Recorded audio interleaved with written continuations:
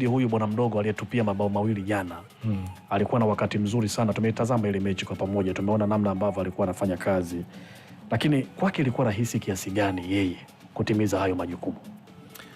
Jacques Ngita amekuwa na matukio makubwa zaidi ya haya katika umri wake wa miaka 20 sasa. Akiwa na miaka 17 akaanza kucheza ligi kuu kwao Kolwezi huko kwenye timu moja inaitwa Blessing alikuwa anachezea. Ni mchezaji pekee aliyofikia rekodi ya Mungu wa mpira. Usha kumsikia Mungu wa mabao anamuita wenye Kongo. Usha kumsikia huyo mtu? Mungu wa mabao. Trezor Mputu Mabi. Nzambia bodi. Huyu mwamba kabisa huyo hapa. Kamuita kile. Sasa na Mputu alikuwa anashikia rekodi ya kufunga magoli kwenye mechi 6 mfululizo ligi ya Kongo. Mechi 6 mfululizo. Huyu bwana akaja kuifikia bwana mdogo huyo hapa. Msimu wake wa kwanza kwenye ligi kuu 23-24. Alipiga mechi 5 mfululizo kwanza. Mechi ya 6 na Lupopo.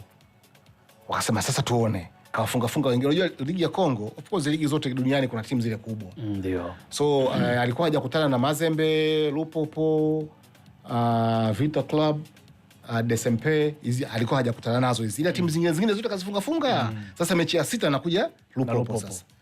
Dakika ya 6 tukaweka tayari kwenye kibendera ule kule. Akafikia rekodi ya mabao 6 kushinda mechi 6 mfululizo za ligi ya Kongo. Of course baada ya hapo ule msimu ulivyoisha akaondoka, akaenda Ufaransa, akacheza kule lakini hakufanikiwa. So sisi tumemtoa Ufaransa. Tumekuja kumpa chance nyingine Afrika. Labda aje ajipange Afrika vizuri.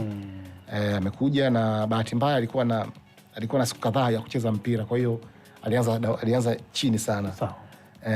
Alicheza kidogo kwenye Kombe la Mapinduzi lakini hakupata muda mwingi. Na hata kwenye ligi mechi yake ya kwanza alicheza, alifunga na TRA. Hii mechi yake ya pili anaanza. Ile mechi nyingine atokea benchi lakini mechi 2 ameanza goli 3. So inawezekana akatupatia kitu kikubwa baada ya hapa, na sisi itakuwa jambo jema sana kwetu. Bila shaka. FM kutoka Dar es Salaam.